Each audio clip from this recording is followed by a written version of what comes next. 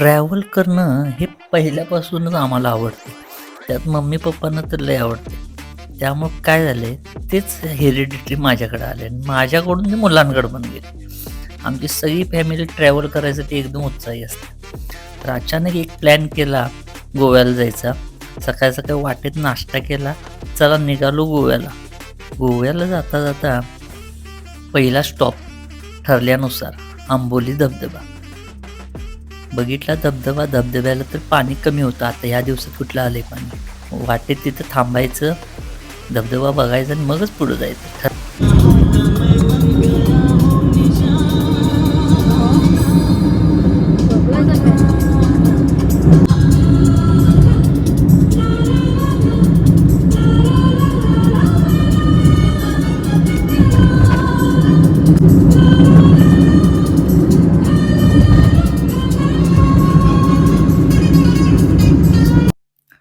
गोव्यात पोचलो संध्याकाळी 6 वाजता.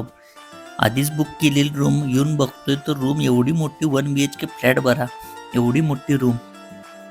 त्याला 2-3 गॅलऱ्या होत्या. इकडं वॉर्डरोब वगैरे सगळंच होतं. काय म्हणजे रूम नव्हतीच ती, बंगलाच होता एक मोठाच्या मोठा. एवढी मोठी रूम आहे. इकडे गॅलरी.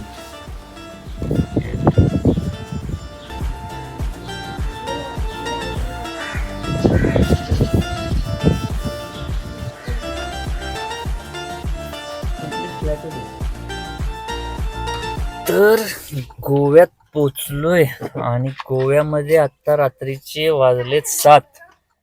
आम्ही पोचलोय 6 वाजता आणि आता 7 वाजता आम्ही जरासं आउटिंगला निघालो. इथं जवळच डोनापावला बीच आहे, तर तिथं जाऊन आम्ही आता फिरणार आहे.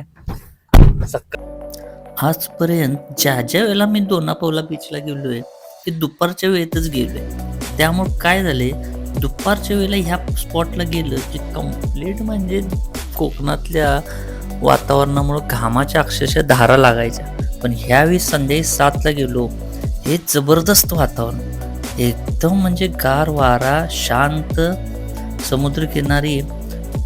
त्यामुळे ह्या स्पॉटला कधी जर जायचं झालं तर संध्याकाळच्याच वेळेला जायचं. दुपारच्या वेळेत या स्पॉटला कधी जायचं नाही. अक्षरशः म्हणजे उभारायला नको होते. पण संध्याकाळी खरोखर प्लेझंट वातावरण. इकडं वर जायचं होतं बघा. अजूनही दिवाळीच्या ह्याच्यातच आहे वाटतं. हॅपी दिवाळी. क्रिसमस आला आता, दिवाळीच्या ह्याच्यातच आहे अजून. हा मस्त. आधी इथं तिकीट काय नव्हतं, आता तिकीट पण ठेवलंय. तर डोनापावला बीच बघून बाहेर पडलो. बघतोय तर सगळीकडे रस्त्याला लाइटिंग वगैरे.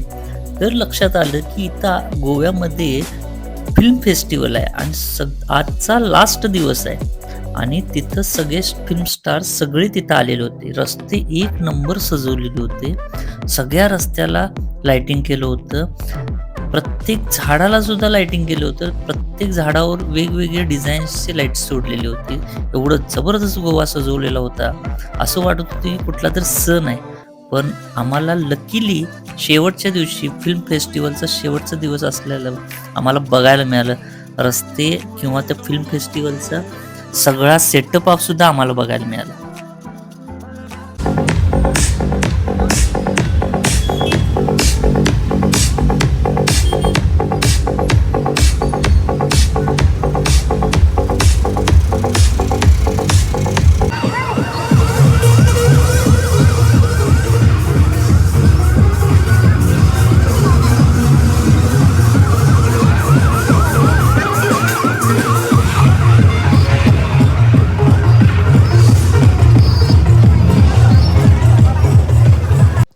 गोव्यात जेवायला की घरात जेवायला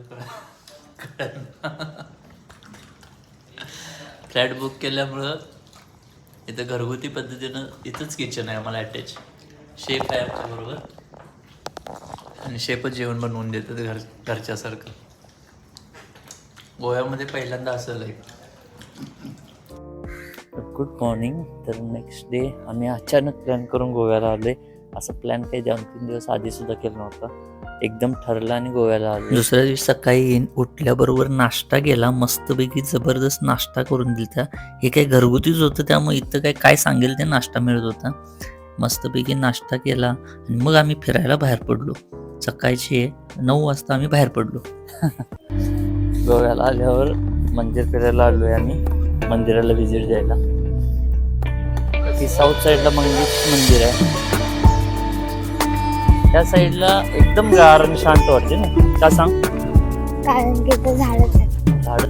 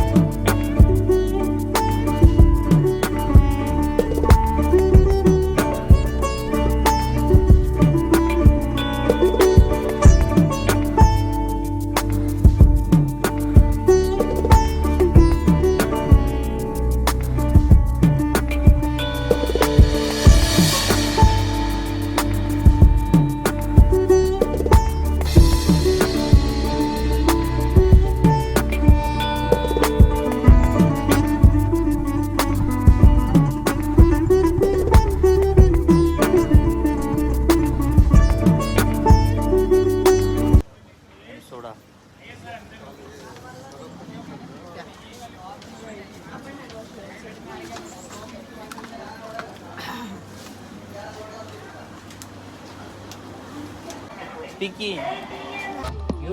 मंगेश मंदिर बघून झाल्यानंतर आम्ही गेलो गोवा सायन्स सेंटरला. ॲक्च्युली गोव्यामध्ये आल्यानंतर सगळेजण बीच आणि इकडे तिकडे शॉपिंग अशा गोष्टीसाठी जातात. आम्ही आलोय सायन्स सेंटर बघायला, पण आम्हाला मुलांना ते दाखवायचं होतं म्हणून आम्ही गेलो सायन्स सेंटरला. तर तिथं ऑलरेडी स्कूलच्या ट्रिप्स आलेल्या होत्या, पण खरोखर मुलांना दाखवायचं असेल तर चांगलं आहे, बघण्यासारखं आहे सायन्स सेंटर गोव्यात. मला झोप लागली.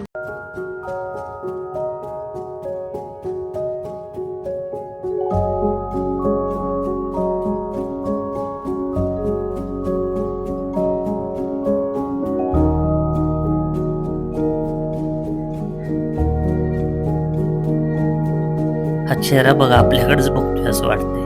कुठं तुम्ही मूव व्हाल तसा तो मूव होतोय. त्याच्यामध्ये रिंग आहे, ती त्या बारला टच न होता पूर्ण कव्हर करायचं. आणि हे वाटते सोपं, खर करायला आले अवघड वाटत. Very good. अरे 4 अटेम्प्ट राहिला. जमते जमते जमते जमते. झालं झालं झालं झालं झालं.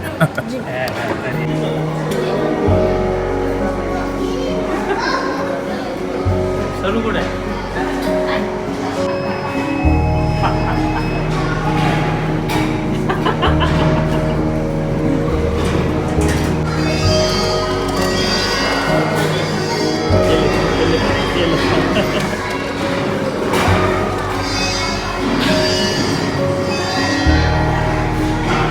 गेलं.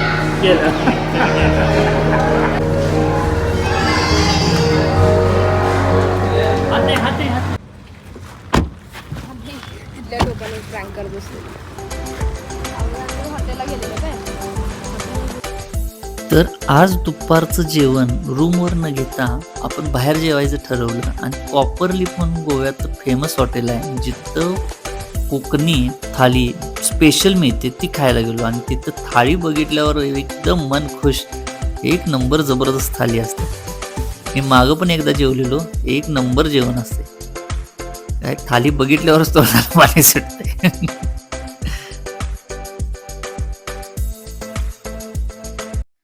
दुपारी जेवून झाल्यानंतर रूमवर जाऊन झोपलो निवांत सगळीजण.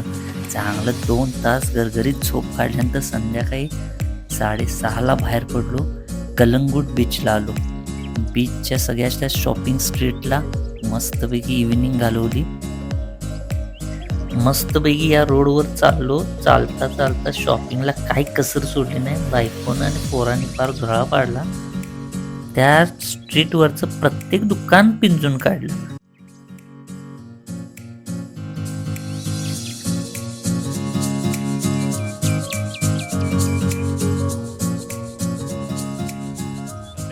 शॉपिंग करून झाल्यानंतर आम्ही आलो थोडंसं बीचवर येऊन रिलॅक्स बसलो 1 तास अर्धा तास आणि तिथून मग आम्ही पुन्हा रूमवर गेलो. पण बीचवरचं वातावरण मस्त, सगळीकडे शॅक वगैरे लागलेले, डिस्को चालू होता, फ्रेश.